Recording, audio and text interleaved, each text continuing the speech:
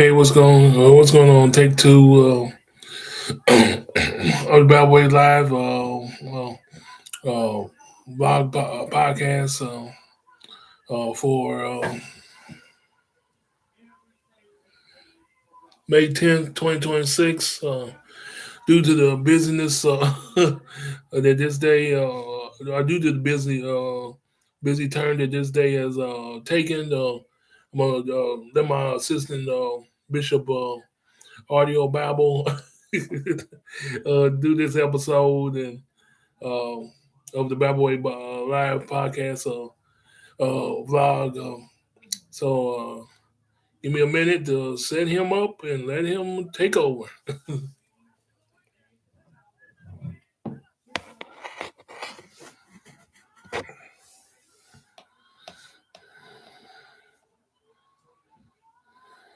First Samuel 23.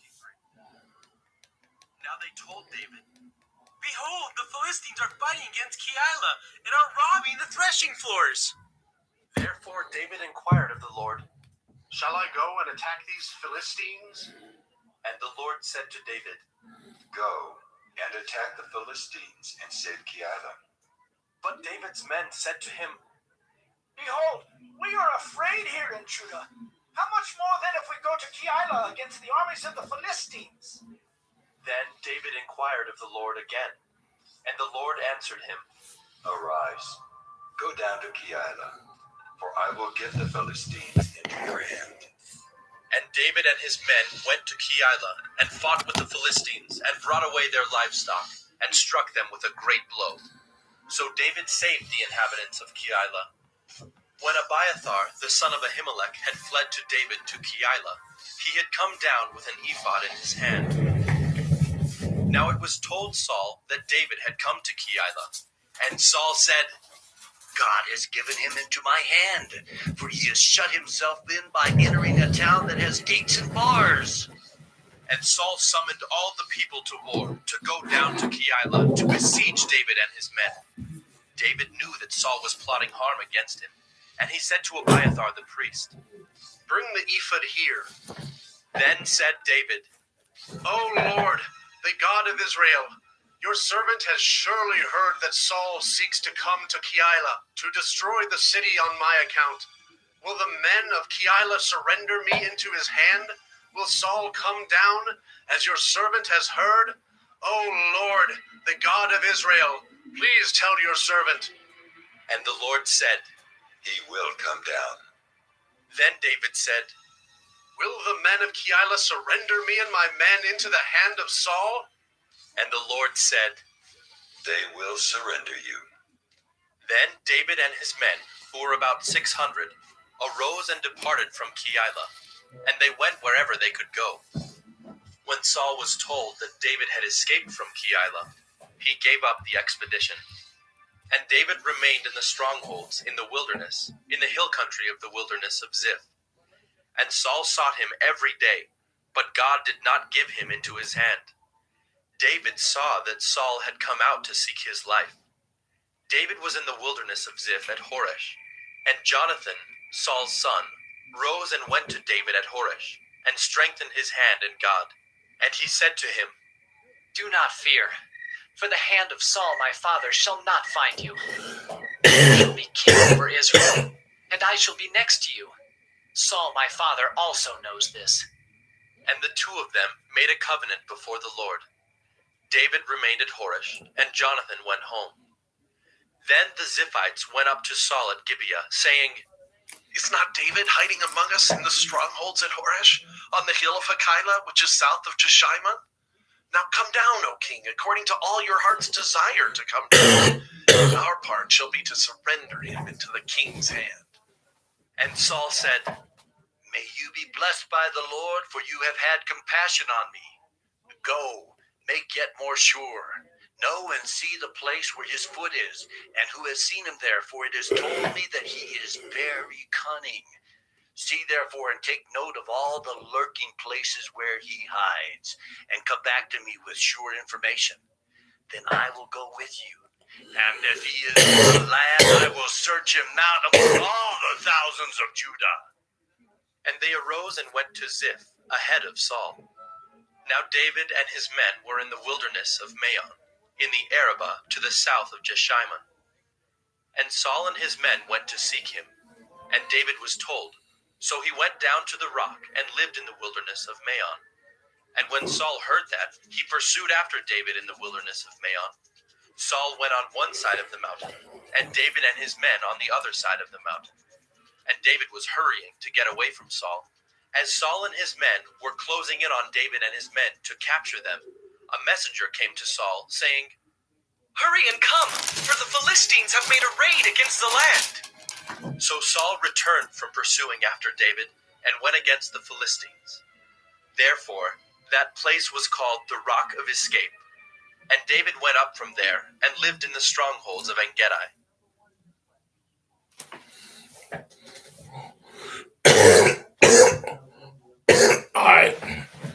All right, that takes care of that one. Let me dip into this read the summary. Then we're gonna move on to Esther.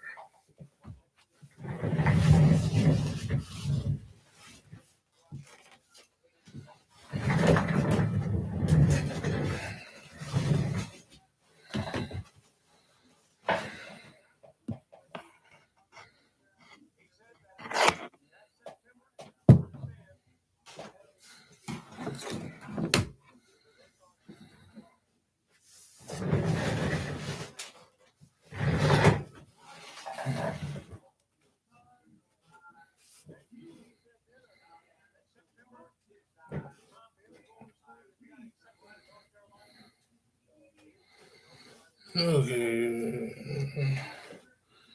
First Samuel chapter 23, a summary.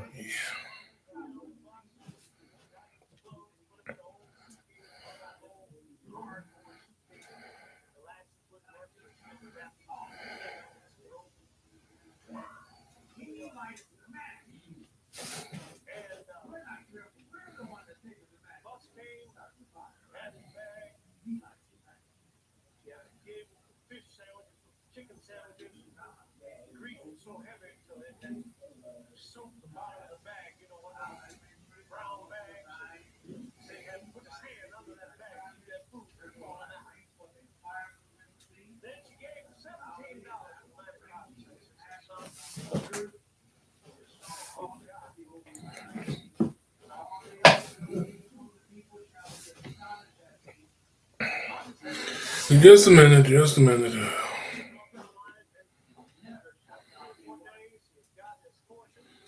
minute.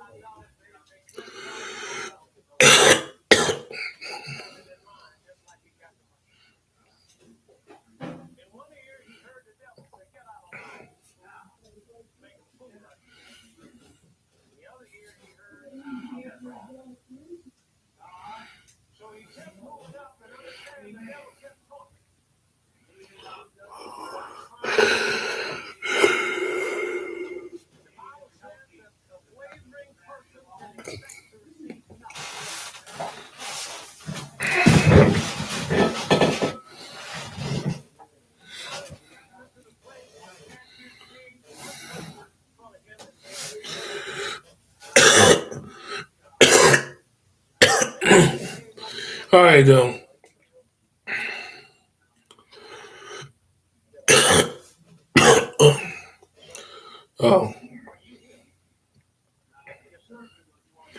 all right. This is First Samuel chapter 23's summary.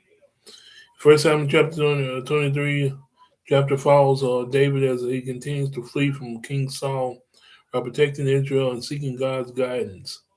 Summary: David rescues the city of Keilah from the Philistines' attack after asking God whether he should go.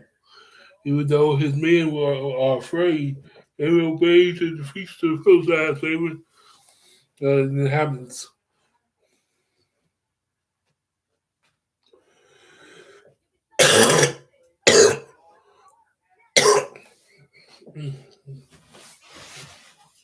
Even the inhabitants.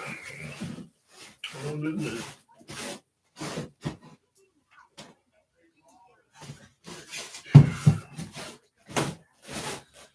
right, I'm back.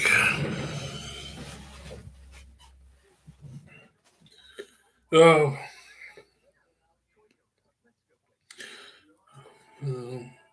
Albert David learns that King Saul plans to attack him at Keilah. He again seeks God, who reveals that the people of Keilah will betray him to Saul. So David and his men leave the city, hide in the wilderness.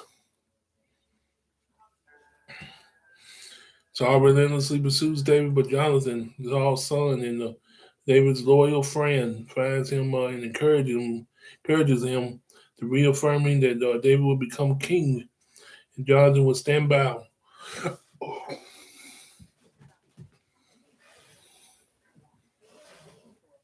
The people of Ziph later informed Saul of David's location, but just as Saul is closing in, he's called away to deal with the Philistine invasion. Saving David at the last moment, David then moves to the stronghold in Jeddah.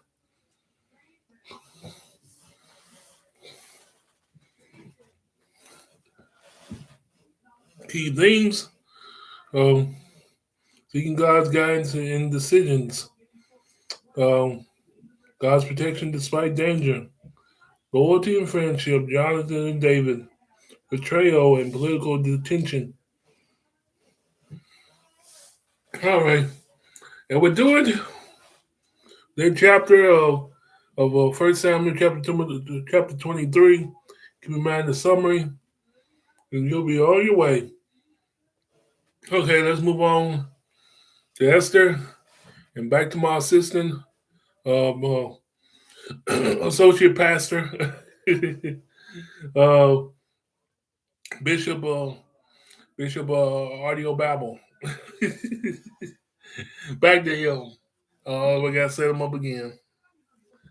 Yeah, I gotta set him up again. Esther chapter 17, down to 7.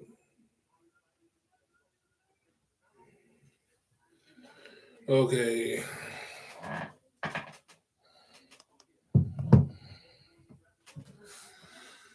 Chapter 7.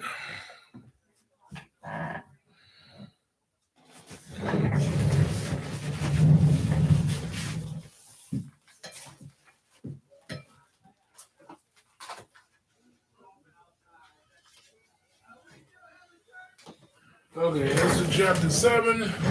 Here's once again my assistant, associate pastor, Audio Bible. Esther chapter 7. Esther 7.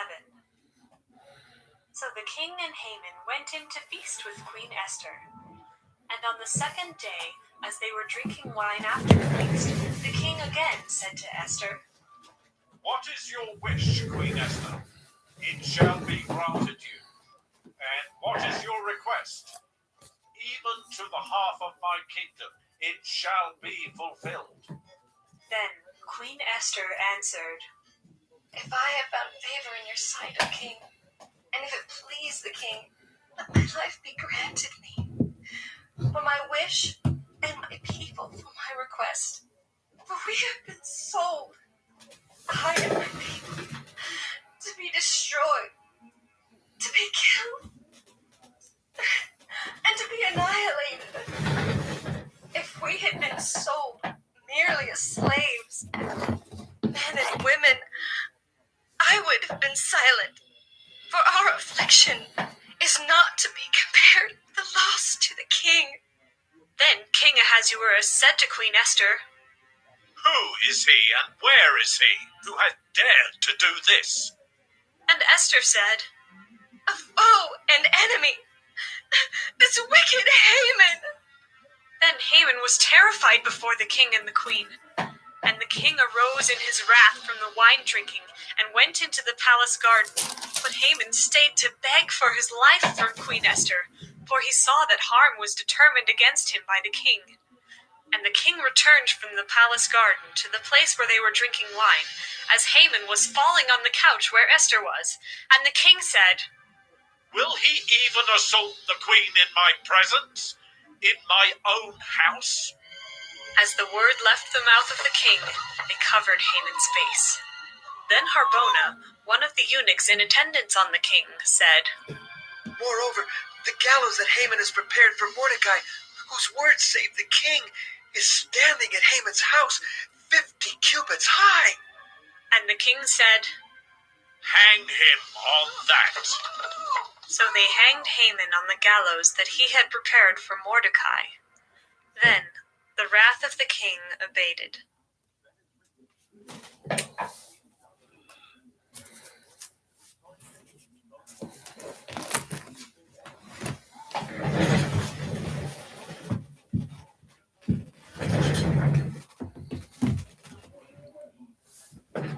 Oh, okay.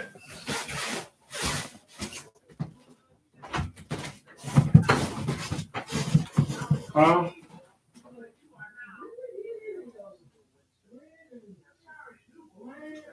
Oh, yeah.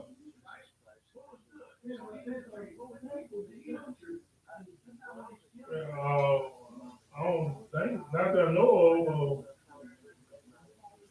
we didn't, we didn't have it that much. Oh, yeah, it was some, I think it was some, I don't remember. That was ain't there, I don't remember. All right.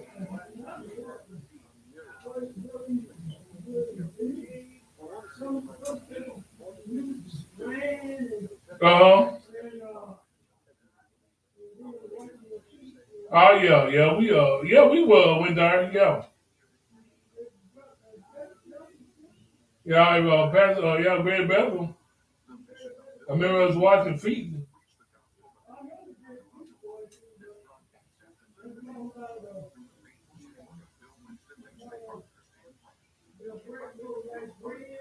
Yeah, I don't know about that, but I don't know if we watch. I don't know about that. I don't know if we watching feet. Yeah, yeah, me.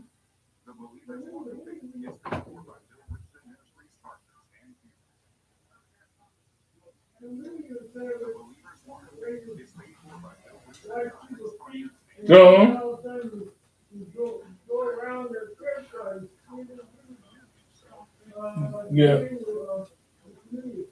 Yeah, yeah, you go. Oh, yeah. I just can't remember when. I don't know. Can't prove what we did. Can't prove what we did. Well, yeah. Uh,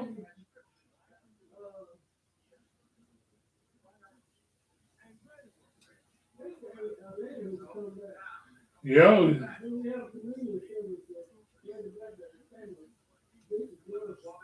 Uh, all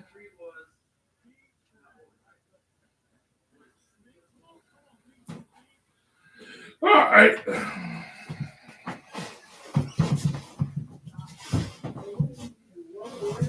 Uh, yeah, he did different.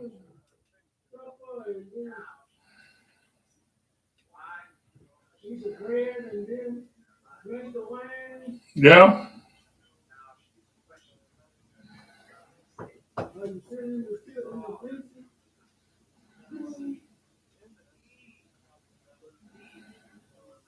Yeah.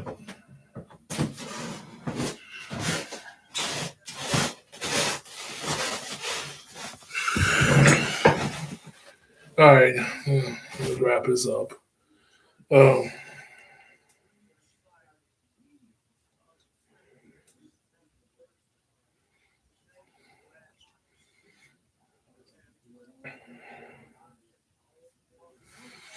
Esther chapter 7 summary. To wrap this up.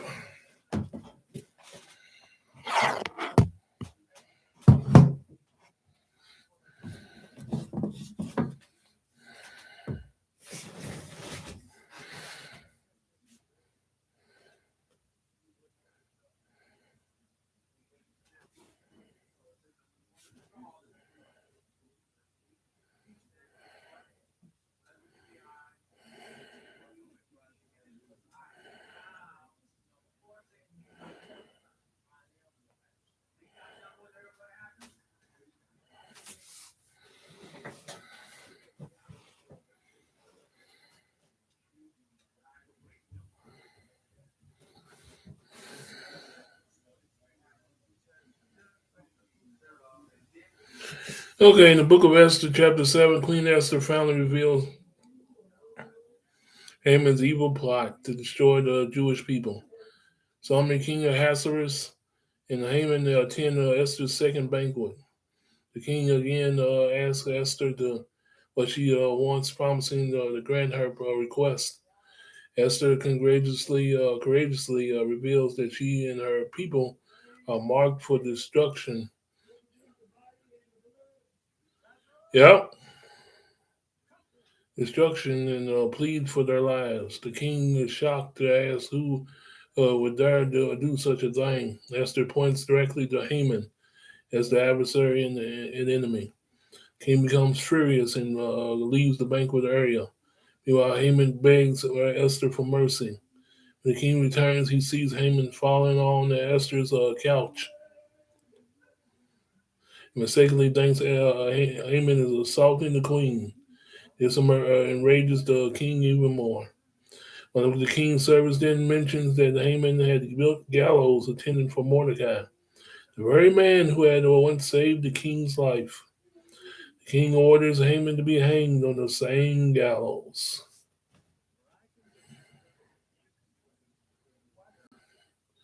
He then courage speaks up for others. Justice reveals the evil plans, the reversal of evil plans, pride leading to downfall. King God's providence working behind the scenes. Behind the scenes.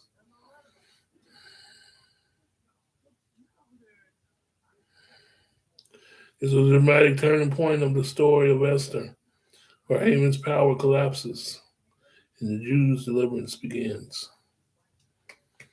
All righty. And we'll do it for the summary. That summary, Esther chapter number 7. Keep the summary in mind, as well as 1 Samuel chapter 23. Uh, Great job by my assistant, associate pastor, Audio Babel. And yeah, I think I'm going to start using him more often when on the busy days, verbally, verbal busy days. Yep, they're going to start using him more often. But that will do it. You have a good one. Keep in mind the two summaries. You'll be on your way. It's another episode of the Bad Boy Live podcast vlog for May 10th, 2026. Y'all have a good one. I'm gone.